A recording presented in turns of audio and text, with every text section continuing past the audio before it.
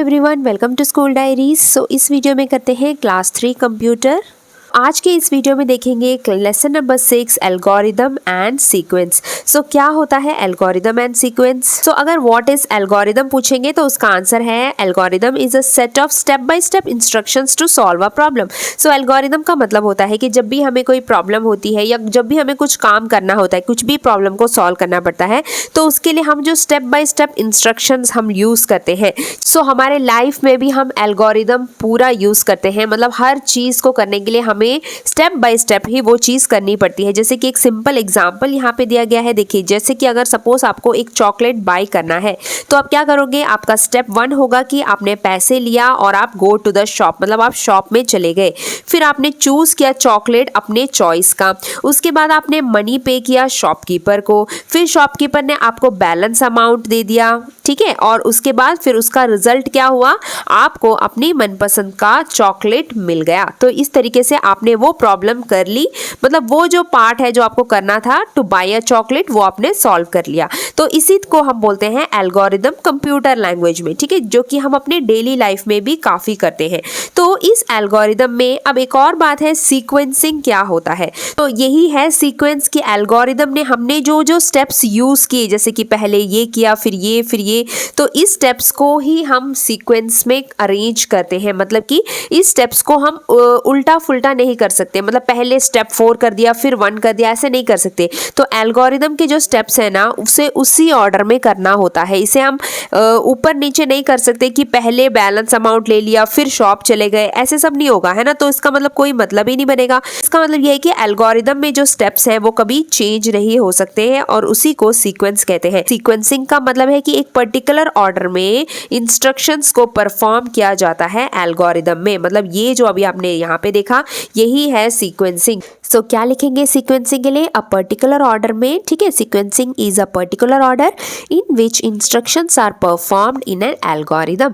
एक एल्गोरिदम में इंस्ट्रक्शंस को कैसे ऑर्डर में परफॉर्म किया जाता है, वही होता है सीक्वेंसिंग। यहाँ पे देखिए उसी के ऊपर एक एक्टिविटी दी है कि ये जो पिक्चर्स दिए ना यहाँ पे पौधे लगाने के ऊपर, तो इसमें सबसे पहले क्या करना होगा। तो सबसे पहला पिक्चर क्या होगा, देखिए सबसे पहले होगा कि आपने एक पॉट में, एक घड़े में मिट्टी डाला, put soil in a pot. उसके बाद फिर उसमें क्या डालेंगे, उसके बाद फिर उसमें बीज डालेंगे, ये हो गया नंबर 2, ठीक है। देन उसके बाद फिर क्या होगा, उसको पानी देंगे, है ना, बीज को आपको पानी देना है, नंबर 3। एंड देन क्या है, उस पौधे को सनलाइट मिलेगा, जो कि है नंबर 4। और सनलाइट मिलने के बाद क्या होगा, फिर पौधा ग्रो होने लगेगा, तो वो यहाँ पे दिखाया है पिक्चर में, नंबर 5। और लास्ट में फिर क्या होगा, वो सीड जो है एक बड़ा सा प्लांट बन जाएगा ग्रो करते करते। तो ऐसे आपको ऑर्डर में अरेंज करना है। तो यही है एल्गोरिदम भी, कि आप ये जो ऑर्डर है आप अपनी मर्जी से चेंज नहीं कर सकते, ये इसी ऑर्डर में होगा। तो इसी को सीक्वेंसिंग भी बोलते हैं, है ना। ऐसे नहीं कर सकते कि पहले पानी डाला फिर पौधे का ये निकला फिर मिट्टी डाला, ऐसे उल्टा फुल्टा ऑर्डर हम नहीं कर सकते, है ना। तो इसी को हम एल्गोरिदम बोलते हैं, और उसी को समझने के लिए ये एक्टिविटी यहाँ पे दी गई है। और उसके बाद आता है फिर if then statement, branching statement. तो इसका मतलब क्या है, ये एक कंडीशनल स्टेटमेंट है। इसका मतलब है कि इफ देन ये हुआ तो वो होगा, अगर वो हुआ तो ये होगा। ऐसे हम जब बात करते हैं ना, सिंपल लैंग्वेज में आपको बता रहे हैं, तो इफ देन का मतलब ये होता है। तो सिंपल से उसका मतलब है कि अगर ऐसा होगा तो ये करेंगे, अगर वैसा होगा तो वो करेंगे। एक एग्जाम्पल के ऊपर इसको समझते हैं with the help of N algorithm. Algorithm क्या है, जो स्टेप बाय स्टेप चीजें हमें करनी होती है। तो उसी में इफ देन स्टेटमेंट इन्होंने बताया है कि सपोज आप एक रेस्टोरेंट में गए, ठीक है, और आपने सूप भी ऑर्डर किया और नूडल्स भी ऑर्डर किए आपने। अब इफ देन स्टेटमेंट कब यूज होता है कि देखो, if soup arrives first then pick a spoon, if noodles arrive first then pick a fork. इसका मतलब है, तो आपने सूप भी ऑर्डर किया है, नूडल्स भी ऑर्डर किया है ना। अगर सूप पहले आएगा तो आप स्पून पिक करोगे सूप को पीने के लिए, ठीक है, और अगर नूडल्स पहले आएगा तो आप फॉर्क, जो कांटा होता है ना, वो पिक करोगे नूडल्स को खाने के लिए। तो ये होता है सिंपल भाषा में इफ देन स्टेटमेंट, कि ऐसा होगा तो ये करेंगे और अगर वैसा होगा तो वो करेंगे। ठीक है, तो ये होता है इफ देन स्टेटमेंट। ये कंडीशन के ऊपर डिपेंड होता है कि कौन सा एक्शन पहले होगा, कि अगर सूप आएगा तो हम स्पून चुनेंगे और अगर नूडल्स आएगा तो हम फॉर्क चुनेंगे खाने के लिए। ठीक है, तो ये होता है इफ देन स्टेटमेंट। देखते हैं if then activity. If then statement के ऊपर एक एक्टिविटी देखिए, यहाँ पे देखिए इफ और यहाँ पे लिखा है देन। ठीक है, इफ अगर ऐसा होगा तो वैसा करेंगे, तो इसमें से कौन सा मैच होगा? देखिए if you are feeling hungry, अगर आपको भूख लग रही है तो आप क्या करोगे? देन हैव सम फिश, थोड़े से फिश खाएंगे। देन नंबर 2 में देखते हैं if you are feeling bored, अगर आप बोर्ड फील कर रहे हैं तो आप क्या करेंगे? आप नीचे जाएंगे और फ्रेंड्स के साथ क्रिकेट खेलेंगे, प्ले क्रिकेट आउटसाइड। ठीक है, तो ऐसा होगा तो वैसा करेंगे। If you want to act like fish, अगर आपको फिश की तरह एक्ट करना है तो आप क्या करेंगे? स्विमिंग क्लासेस ले लेंगे, मतलब आप स्विम करेंगे फिश की तरह। Then if you have a sweet tooth, उसका मतलब अगर आपको कुछ मीठा खाने का मन होता है तो आप क्या करेंगे? ईट अ पीस ऑफ केक, आप एक पीस ऑफ केक खा लेंगे। तो ये भी इफ देन के ऊपर एक एक्टिविटी है कि अगर ऐसा होगा तो हम वैसा करेंगे। नेक्स्ट टॉपिक देखते हैं एब्स्ट्रैक्शन क्या होता है। तो एब्स्ट्रैक्शन का मतलब है, सो डेफिनेशन में आपको ये फर्स्ट लाइन लिखनी पड़ेगी सबकी। ठीक है, abstraction means to focus on important information and ignore the rest. मतलब एब्स्ट्रैक्शन का मतलब है कि सिर्फ ज़रूरी चीज़ों के ऊपर ध्यान देना, ज़रूरी चीज़ों को देखना और बाकी जो ज़रूरी नहीं है उनको हटा देना। सिर्फ सारे ऑप्शंस में से सिर्फ जो ज़रूरी चीज़ें हैं उसी को सिलेक्ट करना, इसको बोलते हैं एब्स्ट्रैक्शन। अब इसको समझाने के लिए भी यहाँ पे एक एग्जाम्पल दिया गया है। सपोज आपके पास बहुत सारे शेप यहाँ पे दिए गए हैं और आपसे पूछ रहे हैं कि सन का शेप कौन सा है, तो आप इन सब में से ढूंढेंगे और जो परफेक्ट शेप है सन का वो क्या है? सर्कल। तो आपने सर्कल को सेलेक्ट कर लिया है ना। तो आपने क्या किया? बहुत सारे ऑप्शंस देखे और उसमें से जो आपको सही लगा, इंपॉर्टेंट लगा, वो आपने ले लिया और बाकी सबको आपने इग्नोर मार दिया, मतलब आपने उनको सेलेक्ट ही नहीं किया। जैसे कि बर्थडे कैप है ना, उसका शेप क्या है? ट्रायंगल है, तो आपने क्या करना है? सिर्फ ट्रायंगल को आपको सेलेक्ट करना है क्योंकि आपको इसी का शेप ढूंढना है। तो आपने इसको सेलेक्ट किया और बाकी दोनों को छोड़ दिया। तो ये है एक सिंपल एग्जांपल जो हम रियल वे भी करते हैं। जब भी हमारे सामने बहुत सारे ऑप्शंस होते हैं, जैसे कल आपका इंग्लिश का एग्जाम है और यहाँ पे बहुत सारे सब्जेक्ट्स के बुक रखे हैं, तो आप उसमें से सिर्फ इंग्लिश की बुक और कॉपी निकालेंगे, पढ़ेंगे और बाकी इग्नोर करेंगे क्योंकि तो कल के एग्जाम के लिए आपको सिर्फ इंग्लिश बुक और कॉपी निकालनी है, बाकी सब्जेक्ट्स को अभी आपने हट साइड पे रख दिया क्योंकि अभी उसकी जरूरत नहीं है। तो आपने क्या किया? इंपॉर्टेंट चीज को फोकस किया और बाकी को अभी छोड़ दिया, है ना। सो यही होता है एब्स्ट्रैक्शन हमारे रियल लाइफ में भी। अब इसके ऊपर एक्टिविटी देखते हैं। यहाँ पे देखिए एक बहुत ही सिंपल एक्टिविटी दिया गया है, match the object to its correct shape. जो क्या करना है? एक ऑब्जेक्ट देखना है और उसका शेप से उसको मैच करना है। जैसे कि यहाँ पे मोबाइल फोन है और उसका शेप रेक्टेंगल है, तो आपको रेक्टेंगल से मिला देना है। तो देखिए इसका मतलब क्या है? आप एब्स्ट्रैक्शन कर रहे हैं, यहाँ पे काफी सारे शेप है यहाँ पे, है ना। उसमें से आपको वही शेप चुनना है जो जिसकी जरूरत आपको है उस क्वेश्चन को सॉल्व करने में, इस क्वेश्चन को। ठीक है, अब यहाँ पे देखिए एक बॉल है, तो बॉल का शेप क्या है? तो आपने ये सारे ऑप्शंस में से कौन सा चुना? बॉल का शेप चुना जो कि स्फीयर शेप है। ठीक है, देन नेक्स्ट देखिए गिफ्ट बॉक्स, इसका शेप क्या है? एक स्क्वायर शेप है, तो आपने यहाँ पे स्क्वायर सेलेक्ट कर लिया।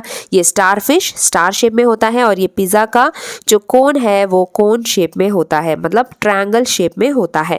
ठीक है, तो इस तरीके से हम सॉल्व करते हैं अपने डेली लाइफ के प्रॉब्लम्स भी। ठीक है, ज़रूरी चीज़ को सेलेक्ट करते हैं, बाकी को छोड़ देते हैं, वही होता है एब्स्ट्रैक्शन। अब नेक्स्ट टॉपिक है डीबगिंग। तो डीबगिंग मतलब बग का मतलब समझना। तो बग आपको पता होगा, लेडी बग है ना, इस इंसेक्ट को, इस कीड़े को हम बग बोलते हैं। तो डीबगिंग से आपको याद रखना है कि बग्स हम मिस्टेक्स को बोलते हैं, गलतियों को हम बग्स बोलते हैं। ठीक है, तो डीबग का मतलब क्या है कि इन बग्स को अपने प्रोसेस से, अपने स्टेप से हटाना।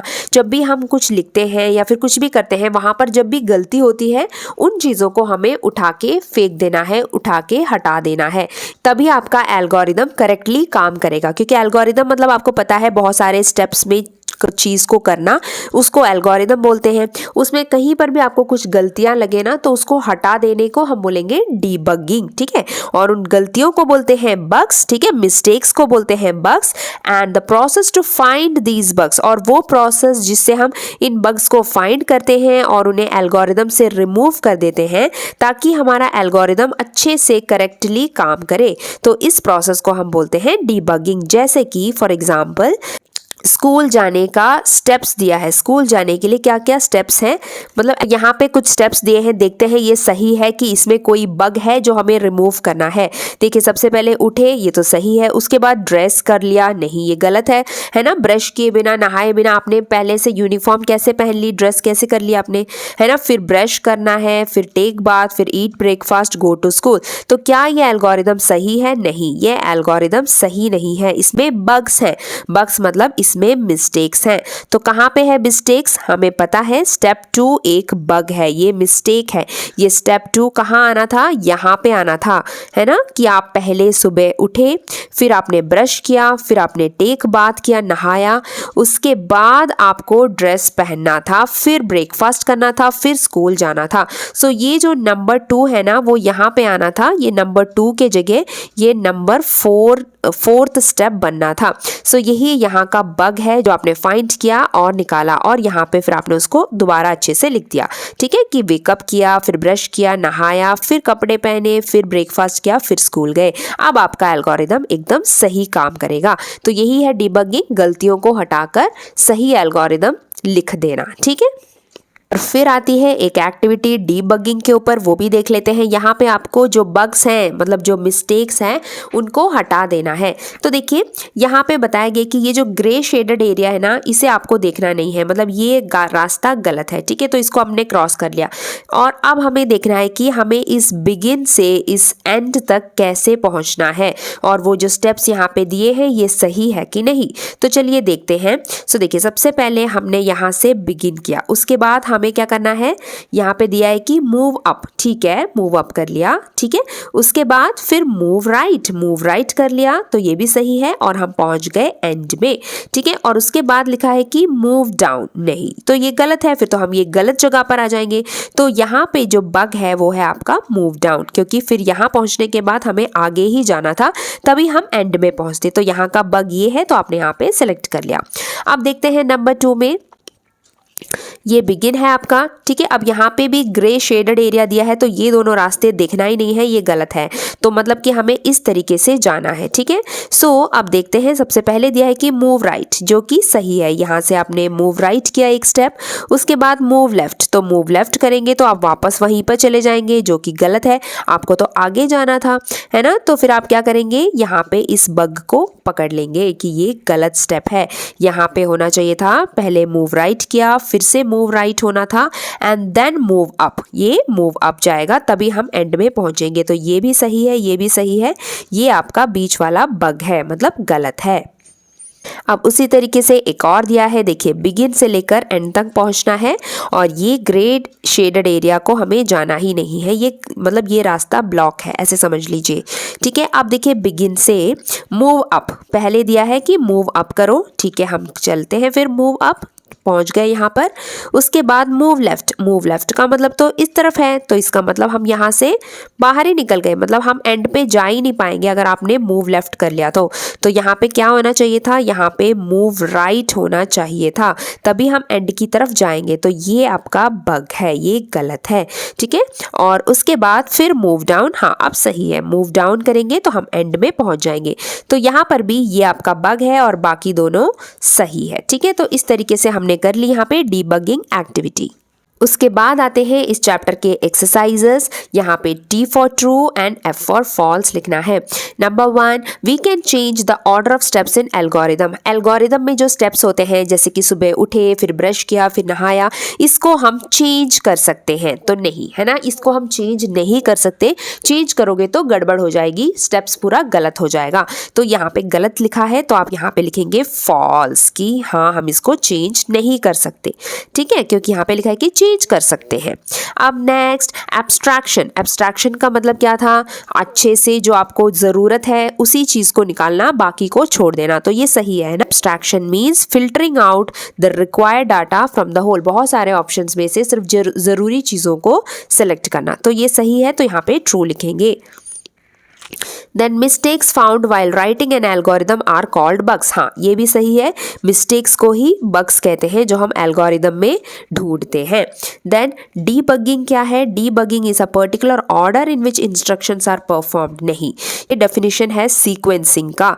डीबगिंग का मतलब होता है कि बग्स को फाइंड करना और उन्हें रिमूव करना, ठीक है। ये जो डेफिनेशन दिया है ये सीक्वेंसिंग का डेफिनेशन दिया है, तो ये भी यहाँ पे फॉल्स है, गलत लिखेंगे, ठीक है। अब उसके बाद fill in the blanks, dash is a step by step instruction to solve a problem। तो प्रॉब्लम सॉल्व करने के लिए जो स्टेप्स हम लिखते हैं वो क्या है, एल्गोरिदम, तो एल्गोरिदम लिखेंगे। Then dash is a branching conditional statement, जो कंडीशन के ऊपर डिपेंड होता है कि ऐसा होगा तो वैसा करेंगे, वैसा होगा तो ऐसा करेंगे, तो वो है आपका इफ देन स्टेटमेंट, ठीक है। Dash means to focus on important information and ignore the rest, ज़रूरी चीज़ों को देखना और बाकी को छोड़ देना, तो वो क्या है, एब्स्ट्रैक्शन। ये सब पढ़ा है अभी हमने। Then dash are mistakes. Mistakes कौन होते हैं, तो याद रखिए वो इंसेक्ट, वो कीड़ा, बग्स, ठीक है। तो बग्स को ही हम मिस्टेक्स बोलते हैं जो कि एल्गोरिदम में देखा जाता है।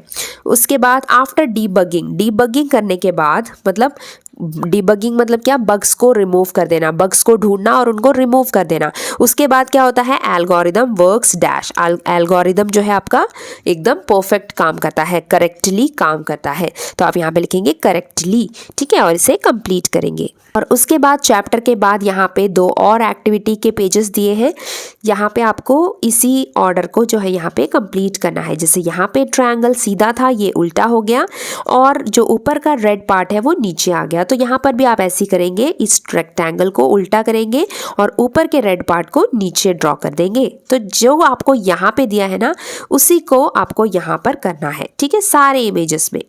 नेक्स्ट देखिए, यहाँ पे 2 स्क्वायर्स हैं और बीच में फिर कलर आ गया, तो यहाँ पे 2 सर्कल हैं, तो आप भी यहाँ पे 2 सर्कल ड्रॉ करेंगे और फिर बीच में उसको कलर कर देंगे इसी तरीके से। अब यहाँ पे 1 सर्कल था, फिर 2 सर्कल आ गया, तो यहाँ पे 1 स्क्वायर है, तो आपको भी यहाँ पे 2 स्क्वायर बना देना है, बट कोई कलर नहीं करना क्योंकि यहाँ पर भी कोई कलर नहीं किया गया है। उसके बाद ये देखिए, ये स्क्वायर का आधा है, फिर उस आधे स्क्वायर को यहाँ पे पूरा कर दिया, तो ये सर्कल का आधा है, तो उस सर्कल को भी आप पूरा कर देंगे और फिर उसी तरीके से ग्रीन कलर कर देंगे, डार्क ग्रीन कलर।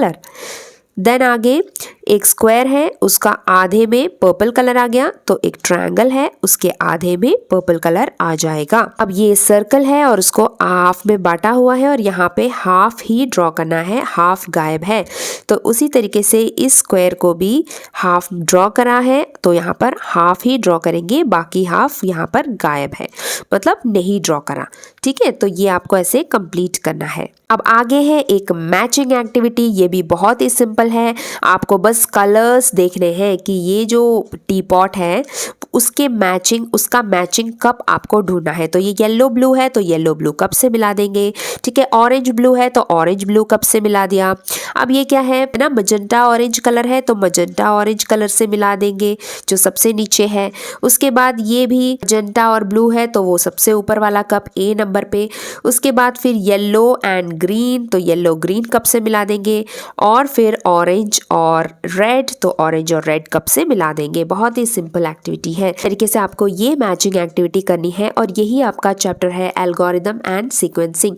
होप आपको समझ में आया होगा। तो अब मिलते हैं अगले वीडियो में अगले चैप्टर के साथ, तब तक के लिए बाय बाय, टेक केयर।